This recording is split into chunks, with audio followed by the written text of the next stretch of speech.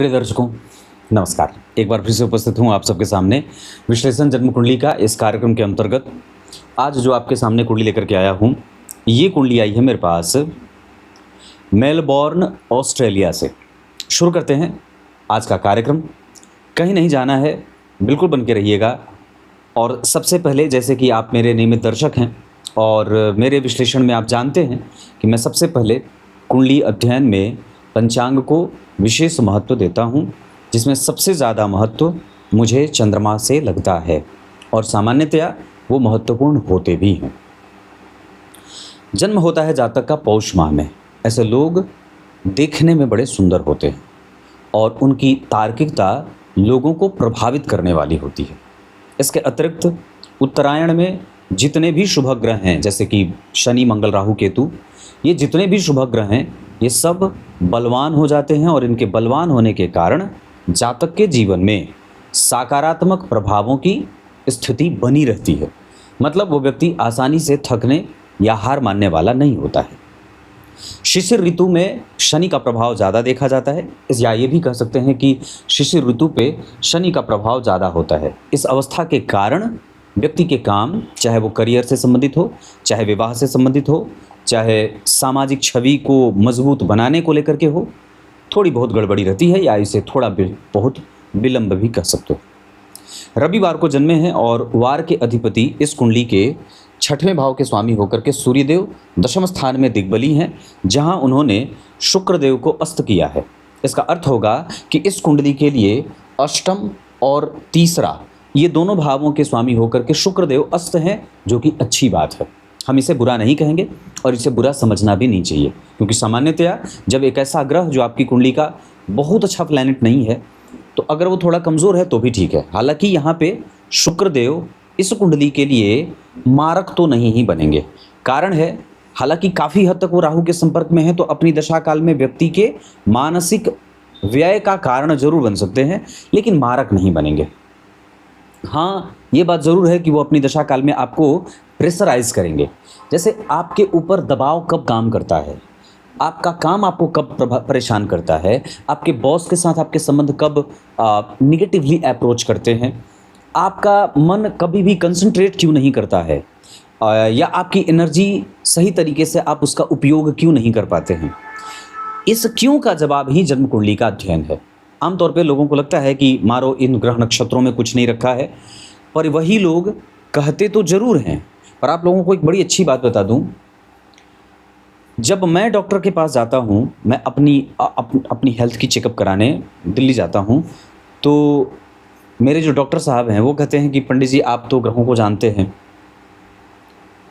मुझे ऐसा लगता था कि नहीं, डॉक्टर हैं तो वो, जैसे लोग कहते हैं कि नहीं डॉक्टर आपको क्या कहेंगे कि इन सब चीज़ों पे विश्वास मत करो, मेहनत पे विश्वास करो, दवाइयाँ खाओ। पर मुझे जहाँ तक देखा है कि मैंने जितने डॉक्टरों की कुंडली देखी है, बहुत सारे डॉक्टर साहब की कुंडली मैंने देखी है। डॉक्टर साहब की कुंडली देखी, डॉक्टर के पूरे परिवार की कुंडली देखी, और जब परेशान हो तो डॉक्टर साहब फ़ोन भी करते हैं। एक डॉक्टर साहब नहीं, कई, और अच्छे बड़े डॉक्टर। तो कहने का अर्थ क्या है कि एक वक्त पे आकर के वो भी यही कहते हैं कि अगर कुंडली में लिखा होगा तभी आपको ये होगा।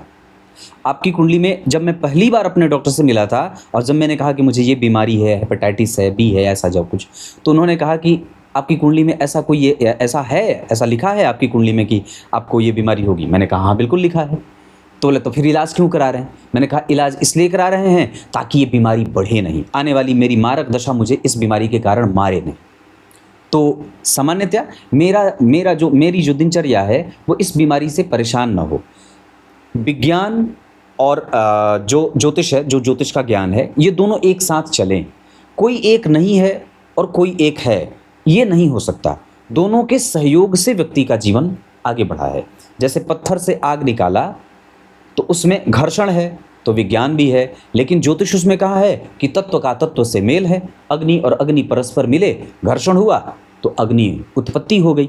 उस पत्थर के अंदर ऊर्जा के, अग्नि के रूप में ऊर्जा विद्यमान थी। तो मैंने क्या बात कही कि इन सभी विषयों पे, जिस पे कि इतने सारे मिलियन ग्रंथ लिखे गए हैं, एक व्यक्ति तो लिखा नहीं है।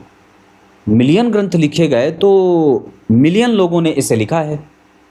इसका अर्थ है कि कोई एक व्यक्ति पागल हो सकता है, लाखों लोग थोड़ी पागल हो सकते हैं। इस ग्रंथ के रचनाकार जितने भी हुए, उन्होंने ग्रहों की तपस्या की, उनको प्रसन्न किया, और फिर उनके बारे में ग्रहों ने उन्हें ऐसा वरदान दिया कि हाँ जाइए, आप मेरे बारे में ये सारी चीज़ें जान जाएंगे, मैं कैसे प्रसन्न होता हूँ, मेरी कमज़ोरी से जातक क्या परेशान होता है, उसकी कौन सी परेशानी मेरे कमज़ोर रहने से उसको प्रभावित करती है। तो ये सारी बातें, तो इस वजह से मैं आप लोगों को इस कार्यक्रम के माध्यम से एक बड़ी अच्छी बात बता दूं, ऐसा ना सोचिएगा कि जो ज्योतिष पे जिस देश में विश्वास नहीं होता है या जहाँ के लोग इस विषय को नहीं जानते, उनके देखने का तरीका अलग है। चार भाटा वो भी मानते हैं, सूर्य ग्रहण चंद्र ग्रहण वहाँ भी होता है, प्रभावित हुए भी होते हैं, पर ये अलग बात है कि हमारा दृष्टिकोण उसको आध्यात्मिकता को लेकर के है। जो ज्योतिष विषय है ये वेदों से सटा हुआ है, ये वेदों को नेत्र देते हैं। तो कहने का अर्थ है भगवान कि इस विषय को अगर आप सारगर्भिता से समझते हैं, इसके तत्व को समझते हैं, तो आपका जीवन बड़ा आसान और सरल हो जाता है, और नहीं तो फिर आपका माल नकली है।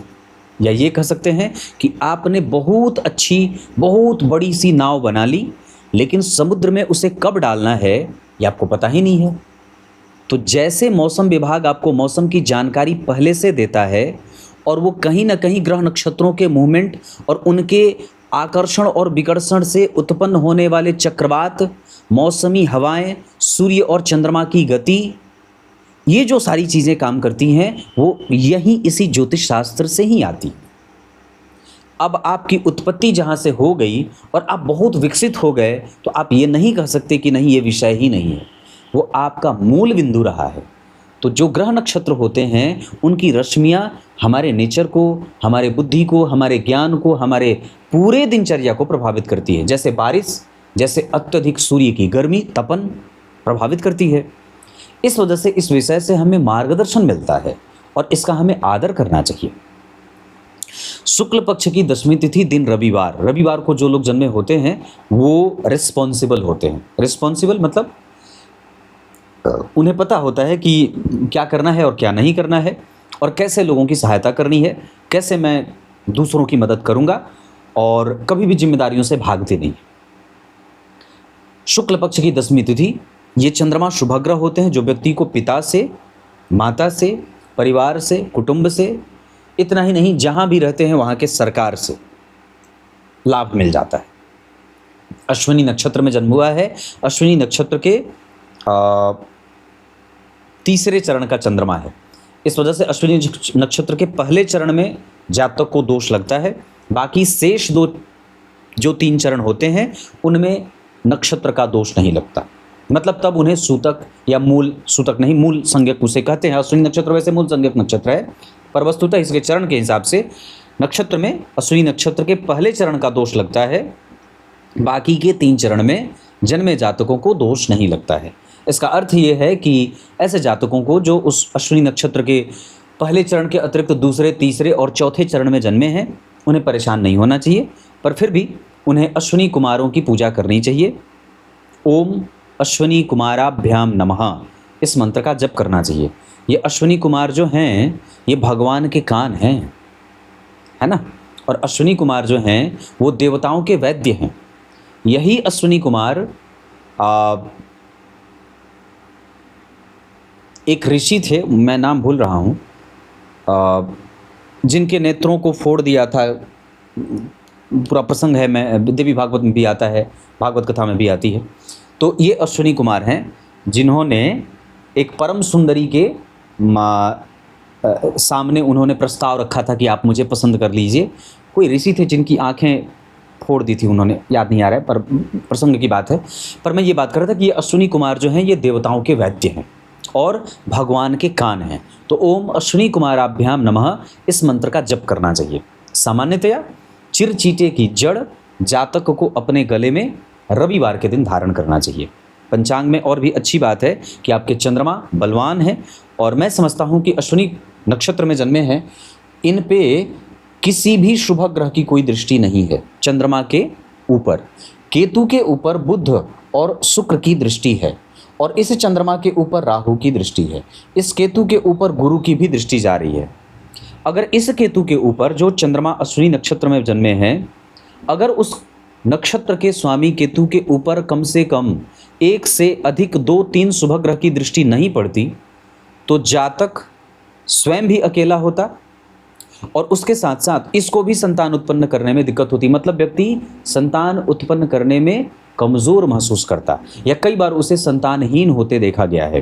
पर सामान्यतया यहाँ केतु के ऊपर गुरु के साथ बुध और शुक्र की भी दृष्टि है, इस वजह से व्यक्ति संततिवान होगा पर कम संततियों वाला होगा। बहुत ज़्यादा उसका ध्यान विपरीत के प्रति आकृष्ट नहीं होता है और वो बेहतरीन इंसान बनने की कोशिश करता है। मीन लग्न के जातक जो ये जल तत्व की राशि है, देवगुरु बृहस्पति का ये सामान्य प्रभाव यहाँ पे देखने को मिलता है। देवगुरु बृहस्पति इसके स्वामी हैं और उनकी गौण राशि है, जल तत्व की राशि है और इसकी जो राशि की प्रतीक है उसमें 2 मछलियाँ परस्पर एक दूसरे की तरफ, एक पूंछ और एक सिर दोनों ऐसे घुमा हुआ है। इसका सर इधर है तो इसका सर इधर है, दोनों विपरीत हैं और एक चक्र चला रही हैं। मतलब वो एक चक्र में बंध रही हैं या घूम रही हैं। इसका अर्थ होगा कि ऐसे जातक जो मीन राशि या मीन लग्न में जन्मे हैं उनको अपने लक्ष्य पे निरंतरता से ध्यान रखने की आवश्यकता है और अपनी ऊंची दार्शनिकता से सबको प्रभावित करने की आवश्यकता है। दार्शनिकता अच्छी है, कई बार व्यक्ति यहाँ उदासीन भी हो जाता है या उसके सोचने और समझने की शक्ति इतनी उत्कृष्ट होती है कि सामने वाला कई बार उसे उस मजबूती से उस बात को समझ नहीं पाता है। मतलब उसकी दार्शनिकता, किसी भी विषय को देखने का दृष्टिकोण बड़ा ही उदार और मजबूत है, जिसका कोई शत्रु नहीं है, जो किसी में कोई कमज़ोरी नहीं देखता, जिससे किसी को नुकसान नहीं है, वो हार्मफुल नहीं है। तो ये मीन लग्न के लोग होते हैं। राशि मेष की बनी है जो जातक को दबी जुबान से अपना काम करने वाला, ईश्वर में विश्वास रखने वाला, धर्म क्षेत्र में स्थिर रहने वाला होता है। मतलब उसकी धार्मिकता बनी रहती है, उसकी धार्मिकता कभी नष्ट नहीं होती है। कई बार आपने ऐसा देखा होगा कि लोग कहते हैं मैं पहले पूजा पाठ करता था पर अब नहीं करता। ये स्थिति मेष राशि के जातकों के साथ नहीं होती है। वो पराक्रमी होते हैं, विचारों में तेज होता है, वाणी प्रखर होती है, सत्य बोलने वाले होते हैं, घर से दूर रहने वाले होते हैं और अपने कुटुंबजनों के बड़े ही प्रेमी और आकृष्ट करने वाले होते हैं। सत्य बोलने में इन्हें बड़ा मतलब माहिर इन्हें कहा जा सकता है। इनको सत्य बोलना बड़ा सरल होता है, मतलब ये इनके लिए कोई बड़ी बात नहीं होती है सत्य बोलना। ये इतनी सारी चीज़ें हैं। गण हुआ है क्षत्रिय और देवगण होगा, इस वजह से यहाँ पे कभी कभी ईर्ष्या द्वेष छल कपट जो सामान्य बात होती है वो भी दिखाई दे रहा है। आइए अब इनकी कुंडली के विभिन्न पक्षों पे अध्ययन करते हैं, जिसमें सबसे पहले मैं लग्न कुंडली में ग्रहों की स्थिति समझा दूं। मीन लग्न की कुंडली बनी है, लग्न का मान 24 अंश बना है। इसे अच्छा कहेंगे, इसे कमज़ोर नहीं कहेंगे, पर हाँ सामान्यतया हमें अपने स्वास्थ्य और सेहत का ध्यान रखना ही होगा, क्योंकि जब लग्न 20 अंश से ऊपर जाने लगता है तो कई बार व्यक्ति के प्रभावों में स्वास्थ्य थोड़ा ढीला ढीला रहने लगता है, या ये भी कह सकते हैं दूसरे नंबर पे कि उसका जो असर है वो हमारे निर्णय को प्रभावित करता है। मतलब हमें कोई भी निर्णय लेना है तो हमें अपने माता पिता से पूछ करके और उनके सलाह मशवरे के साथ आगे बढ़ना है। द्वितीय भाव में जो चंद्रमा बैठे हैं वो 9 अंश 53 कला के बैठे हैं, अश्विनी नक्षत्र में बैठे हैं, जिन पे किसी शुभ ग्रह की कोई दृष्टि नहीं है। ये चंद्रमा को एक तरीके से कमज़ोर करता है। हालांकि चंद्रमा जो आपकी कुंडली में बैठे हैं वो शुक्ल पक्ष के 10वीं तिथि के हैं, और मैंने इस पे एक सिद्धांत बताया था कि जब जन्म कुंडली के लग्न द्वितीय तृतीय चतुर्थ पंचम नवम और एकादशवें भाव में चंद्रमा पापक ग्रह होकर के भी अगर बैठे हैं तो भी जातक को बढ़िया आशीर्वाद दे देते हैं। पर यहाँ तो आपकी कुंडली में शुभ ग्रह ही हुए हैं और द्वितीय भाव में भी बैठे हैं, तो उनको 75 से 80% तक का बल मिल रहा है।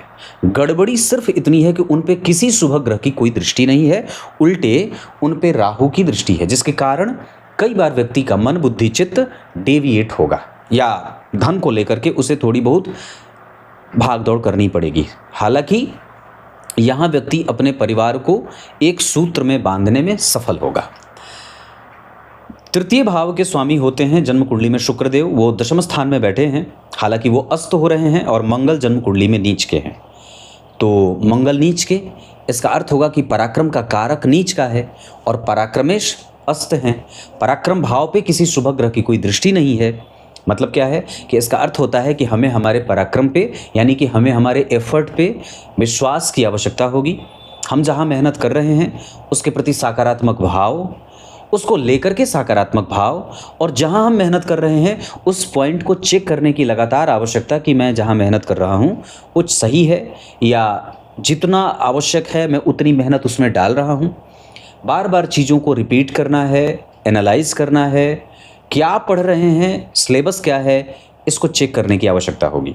यहाँ पे कई बार व्यक्ति को भाई बहन से संबंधों में कमजोरी देखी जाती है। हालांकि इसका एक अच्छा पक्ष ये होगा कि व्यक्ति अपने धन कमाने से अपने पिता और माता को धन देने वाला होता है।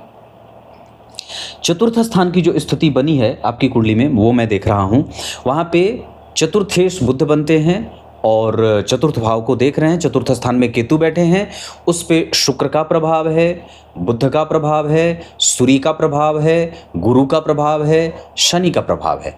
तो जरा ध्यान से देखें तो 4 ग्रह यहाँ से, 5वां यहाँ से, 6ठा यहाँ से, और इस भाव के ठीक आगे नीच के मंगल। इसका अर्थ होगा कि व्यक्ति को मातृभूमि से कई बार शिकायत रहेगी, या ये भी कह सकते हैं कि उसके मतलब उनकी जो माताजी हैं उनका स्वास्थ्य कभी कभी परेशान हो सकता है। मतलब हमें जातक के जन्म के बाद माता के स्वास्थ्य की चिंता सता सकती है। या ये भी कह सकते हैं कि चतुर्थ स्थान में जो केतु बैठे हैं वो व्यक्ति को सेंटिमेंटल या बहुत ज़्यादा इमोशनल भी बनाते हैं।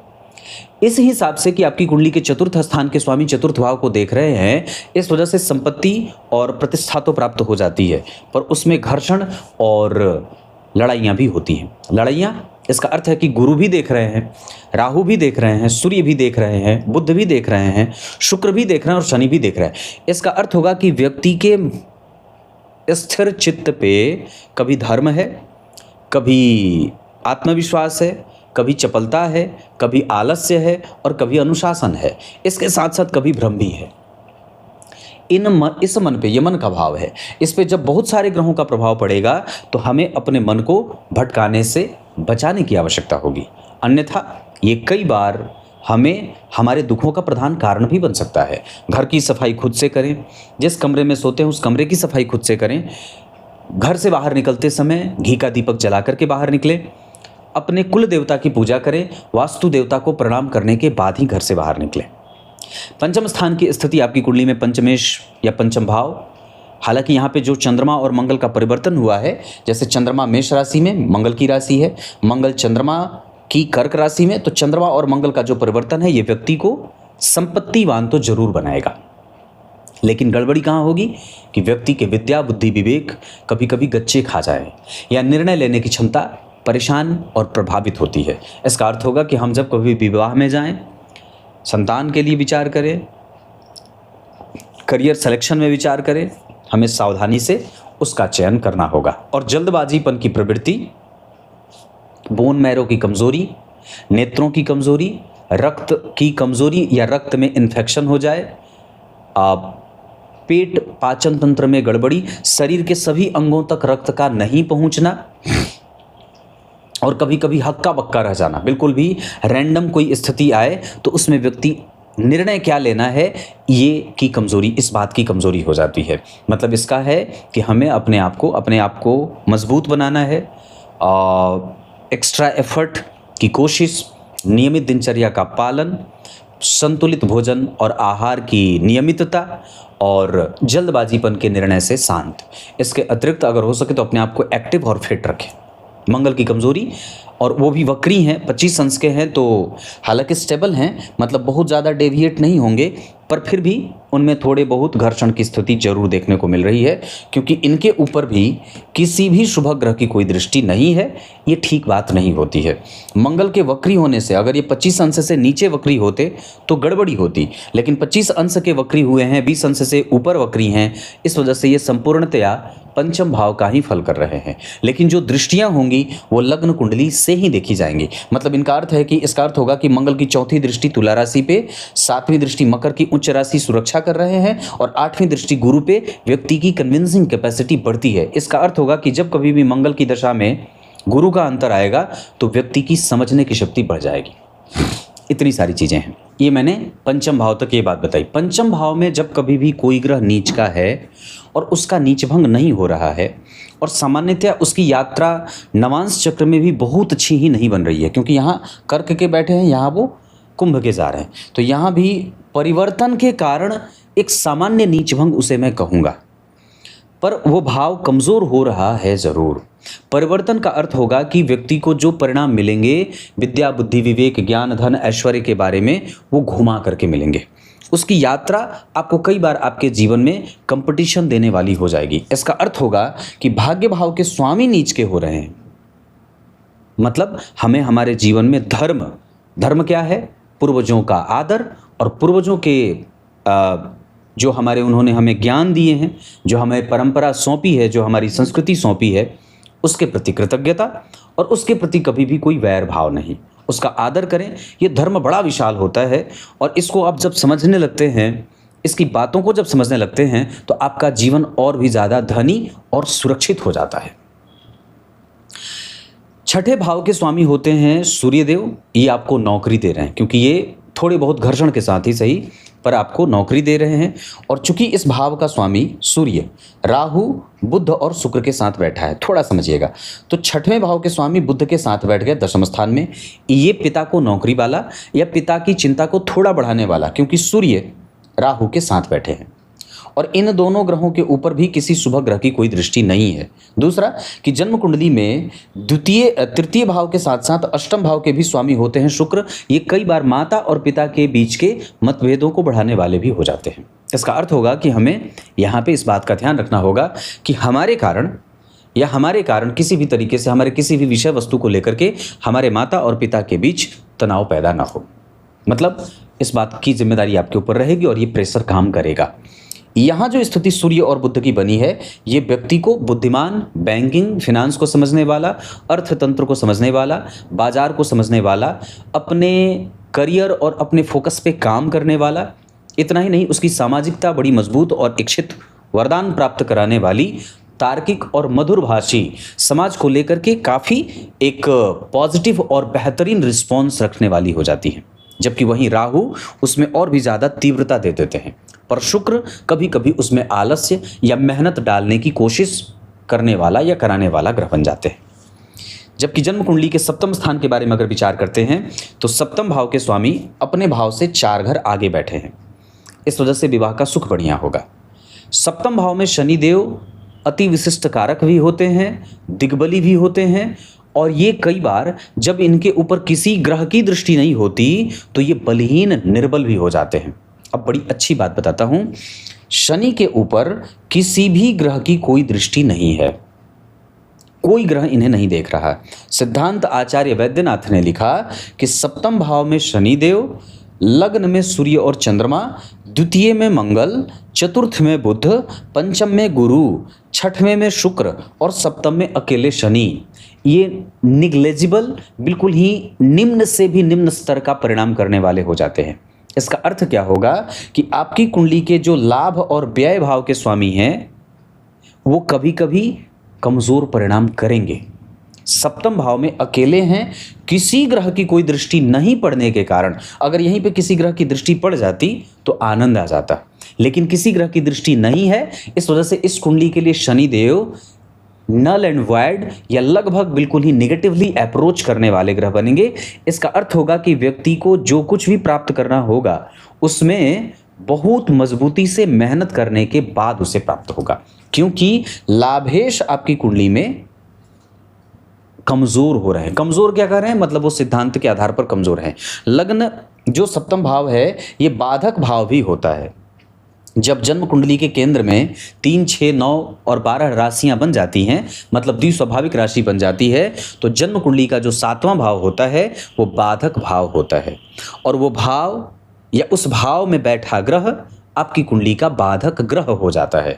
तो 2 तरीके से अगर देखते हैं तो सिद्धांत दोनों ही निगेटिव शनि के ऊपर लागू हो रहे हैं। एक तो सप्तम भाव में बैठ गए तो बाधक हो गए, और दूसरा उस पर किसी ग्रह की दृष्टि नहीं है, इस वजह से वो और भी ज़्यादा कमज़ोर हो गए। इसका अर्थ होगा कि इस कुंडली में शनि की दशा जातक को न्यूट्रल या सामान्य से कमज़ोर परिणाम देने वाली बनेगी। ये सिद्धांत आपको बहुत कम लोगों को विषय में इस बात की जानकारी है जो ज्योतिष को बहुत अच्छे से जानते हैं। अष्टम भाव के अधिपति का दसम स्थान में बैठ करके चतुर्थ को देखना, यहां पर भी किसी ग्रह का प्रभाव विशेष नहीं है, लेकिन शुक्र अस्त हो रहे हैं और ये इस कुंडली के लिए घसीटी या मेहनत कराने वाले ग्रह होते हैं। मेरे कहने का अर्थ होगा कि हमें मेहनत अब ज़्यादा करनी होगी, अपने आलस्य को त्यागना होगा, अनुभवों की वृद्धि करनी होगी, कंसंट्रेशन पे काम करना होगा, बड़ों का आदर, लगातार मेहनत करना और लगातार बैठना।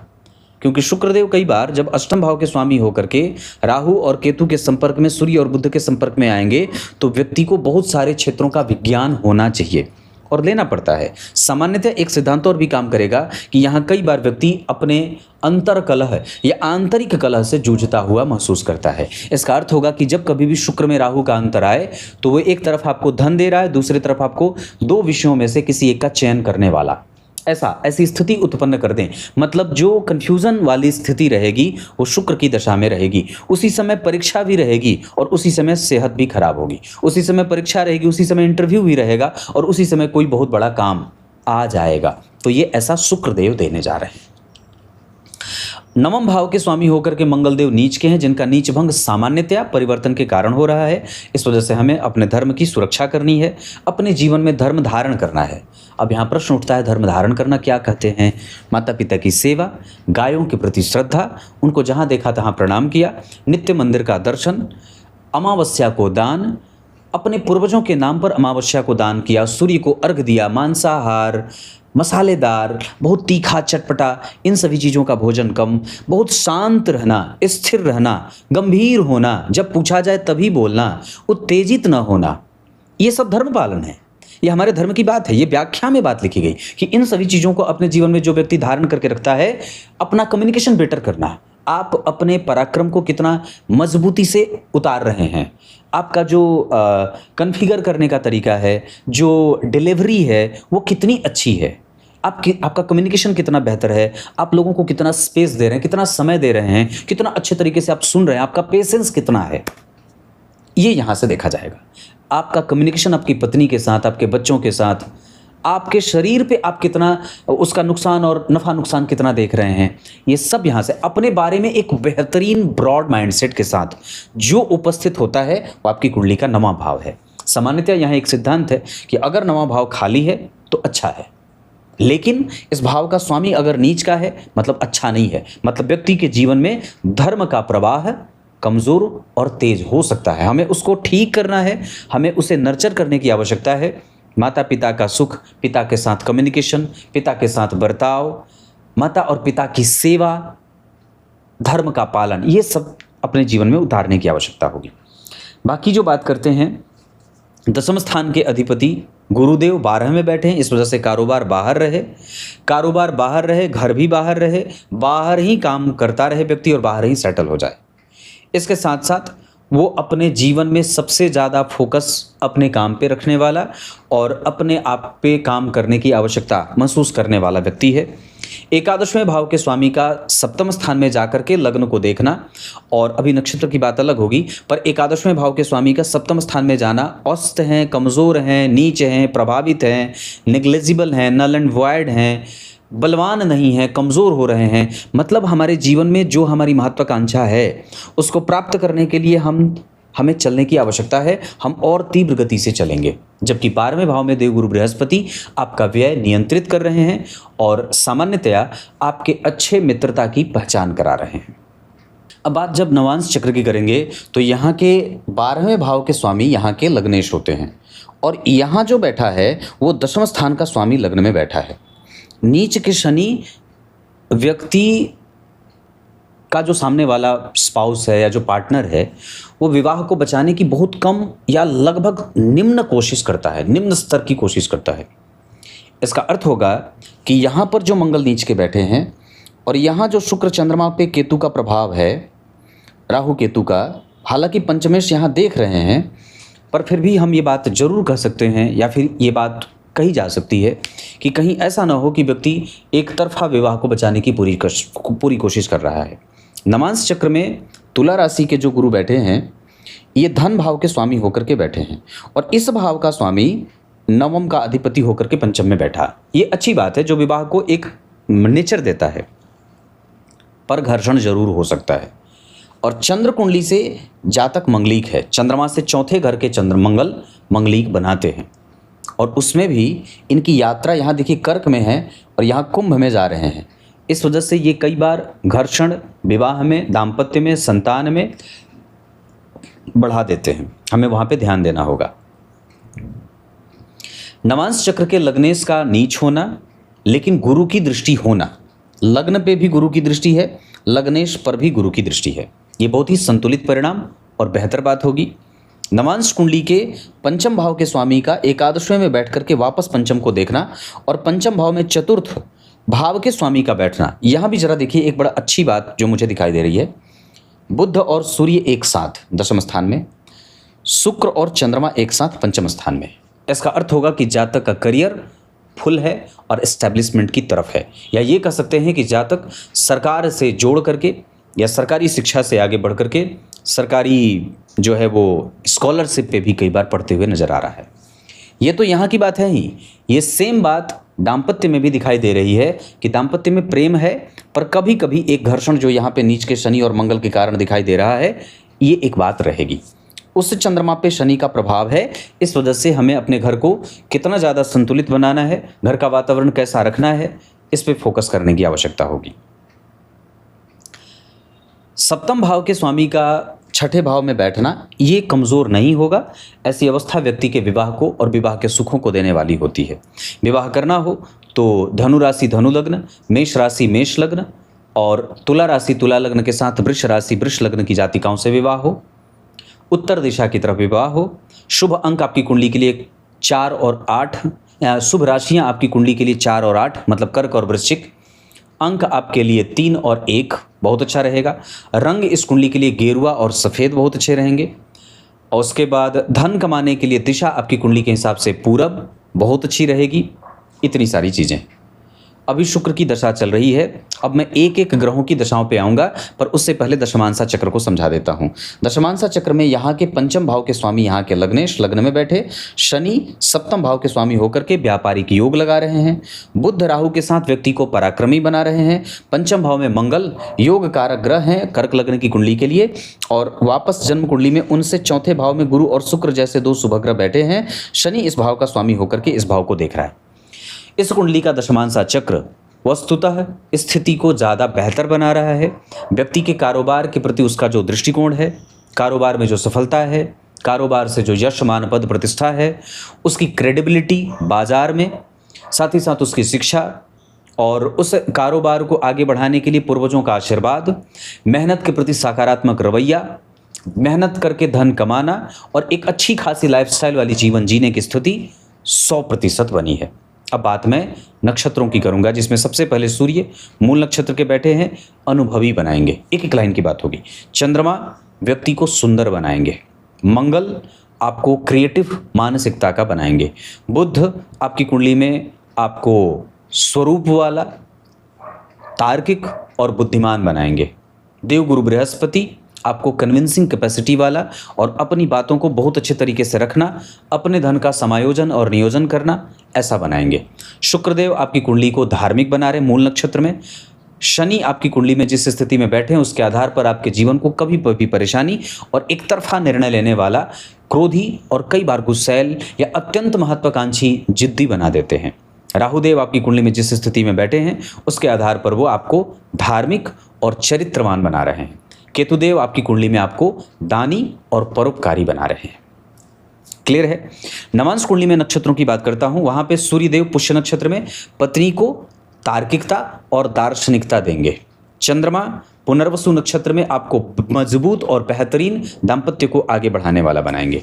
मंगलदेव आपकी कुंडली में जिस स्थिति में बैठे हैं उसके आधार पर एग्रेशन, बुद्धदेव जिस स्थिति में बैठे हैं उसके आधार पर आपको अनुभवी, गुरुदेव जिस स्थिति में बैठे उसके आधार पर आपके जीवन में कभी कभी व्यापारिक दृष्टिकोण धर्म को लेकर के, शुक्रदेव आपकी कुंडली में आपको व्ययी पत्नी व्ययी मिल सकती हैं। शनिदेव का जो प्रभाव रहेगा उसके आधार पर आपको वो कंफ्यूज करने वाला, राहुदेव आपकी कुंडली में जिस स्थिति में बैठे हैं उसके आधार पर आपको दानी परोपकारी, और केतुदेव जिस स्थिति में बैठे हैं इसके आधार पर आपके एनर्जी को सही दिशा में ले जाने वाला बना रहे हैं। इस कुंडली का दशमांसा चक्र सबसे ज्यादा बलवान है। क्लियर है। दृष्टि की बात करते हैं तो गुरु की दृष्टि यहाँ पे तार्किक और कृतज्ञ बनाएगी। गुरु की दृष्टि यहाँ पे आपको नौकरी में सफलता देने में सहायक होगी, जबकि यहाँ पे जो दृष्टि रहेगी वो लाभ और हानि के प्रति दृष्टिकोण को समझने वाली बना देगी। इतने सारे ग्रहों का प्रभाव चतुर्थ स्थान पे निद्रा भंग कर सकती है, इस वजह से नींद में काम करें, प्राणायाम करें, व्यायाम करें और साथ ही साथ जॉगिंग वगैरह, भागना दौड़ना कूदना, ये सब बना रहे। अभी आलस्य की प्रवृत्ति 2031 तक रहेगी, इस पे हमें कंट्रोल की आवश्यकता होगी। आगे सूर्य की दशा आने वाली है, जो आपकी कुंडली के नौकरी और पद वृद्धि के साथ साथ आपके मेंटल स्टेट को और भी ज़्यादा क्लियर करने वाली होगी। इस कुंडली के लिए रत्न सदैव ही जो सबसे ज़्यादा अच्छा रहेगा, इस हिसाब से आपकी कुंडली के लिए पुखराज सबसे ज़्यादा अच्छा बन सकता है। इस कुंडली के हिसाब से अगर आप चाहें तो बुद्ध का रत्न पन्ना भी धारण कर सकते हैं। क्लियर है? दशाओं के क्रम में अगर मैं बात करता हूं तो कौन कौन सी दशा अच्छी जाएगी इसके बारे में, तो शनि राहु केतु और बुद्ध की दशा सामान्यतया शांत जाएगी। उस समय हो सकता है कि आपके सोचने और समझने की शक्ति थोड़ी कम हो जाए, लेकिन गुरु शुक्र चंद्रमा मंगल और सूर्य की दशा एनर्जी देने वाली, मेहनत करवा करके धन देने वाली होंगी। भवन भूमि वाहन आदि का सुख आपको पिता के प्रभाव से ही मिल जाएगा। इसके अतिरिक्त अगर मैं देखता हूँ तो चोट चपेट की घटनाएं भी आपकी कुंडली में लग रही, विशेषतः पेट वगैरह में चोट ना लगे, इसका ध्यान रखना होगा। माता और पिता के प्रभाव आपकी कुंडली में बहुत अच्छे हैं। माता बेहतरीन है, अनुभवी हैं, उनसे सीखने और समझने की आवश्यकता है। संतान वगैरह का सुख आपकी कुंडली में सामान्यतया मैं ठीक देख रहा हूँ। पूजा पाठ में बल थोड़ा लगाया जाए, और पूजा पाठ धर्म के साथ तर्क वितर्क नहीं हो कि ऐसा क्यों होता है, ऐसा क्यों करना है, ये ना करें। इसके साथ साथ विद्या अध्ययन की बात जहाँ तक मैं करता हूँ तो ऊंची शिक्षा सबसे ज़्यादा अच्छी है। बच्चे को पढ़ाने के ऊपर फोकस करने की आवश्यकता है। एजुकेशन बहुत अच्छी, banking, finance, services, civil service या सरकारी नौकरी के क्षेत्र आपकी कुंडली में 100% से भी ज़्यादा बने हुए हैं। इतनी सारी बात। अब मैं इस कुंडली को और भी क्या चीज़ें बता दूं। अष्टक वर्ग के आधार पर हमें हमारे व्यक्तित्व को और भी ज़्यादा शांत करना है। हमारी वाणी, किसी दूसरे के प्रति हमारा जो नेचर है या जो हम विचार व्यक्त करते हैं वो बहुत अच्छा है। मेहनती हम हैं, उसको बस मेंटेन करने की आवश्यकता है। हम अपने नाम पे संपत्ति ना लेकर के अपनी माता, पिता और भाई और पत्नी के नाम पे ले सकते हैं। क्रिएटिविटी बहुत अच्छी है, मैं ये तो नहीं कहूँगा, पर सामान्यतः उस पर फोकस करने की आवश्यकता है। मन बुद्धि चित्त को शांत करने की आवश्यकता, जल्दबाजी में कोई निर्णय ना लें। नौकरी और व्यापार में, नौकरी और व्यापार से पहले नौकरी, दूसरे नंबर पे व्यापार, अपना स्वतंत्र व्यापार। इसके साथ साथ इस कुंडली में कंसंट्रेशन बहुत अच्छा तो नहीं, पर सामान्यतः हमें उस पर फोकस करने की आवश्यकता है। पर व्यक्ति की आयु अच्छी है, कोई लंबी बीमारी का खतरा नहीं है। भाग्य ठीक है, मैं ये भी नहीं कहूँगा, हमें उसको बल देने की आवश्यकता। गणेश जी के संकटनाशक स्तोत्र का पाठ, दूर्वा और नियमित दिनचर्या का पालन, सूर्य को अर्घ, रविवार को नमक का सेवन, ये सब चीज़ों पे ध्यान देना है। रविवार को नमक का सेवन बंद कर दें। बाकी सामाजिकता इस कुंडली की बहुत अच्छी है और व्यक्ति प्राप्त कर लेगा थोड़े बहुत संघर्षों के साथ। जब कभी भी कोई भी शुभ कार्य करना हो, जैसे नौकरी, यात्रा, प्रमोशन या संतान या विवाह, तो मंगल के साथ गुरु की दशा का इस्तेमाल कर सकते हैं। व्यापार से संबंधित अगर कोई निर्णय लेना हो, दाम्पत्य से संबंधित अगर कोई निर्णय लेना हो, तो बुध की दशा का इस्तेमाल कर सकते हैं। स्थान परिवर्तन हो, नौकरी बदलनी हो, केतु की दशा के साथ साथ आप शुक्र की दशा का इस्तेमाल कर सकते हैं। क्लियर है?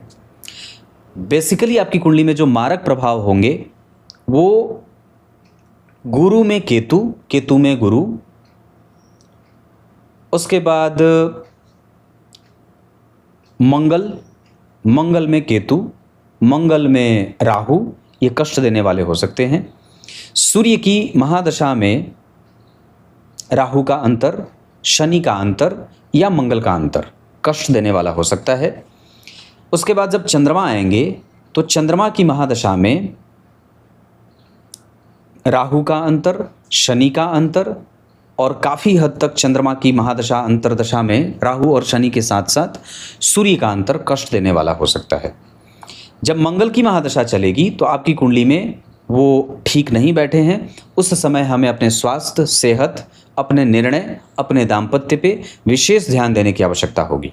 उस मंगल की महादशा में केतु का अंतर, राहु और बुध के साथ गुरु का अंतर कमज़ोर ना जाए, इसका ध्यान देना होगा। क्लियर है? तब तक के लिए बहुत बहुत नमस्कार।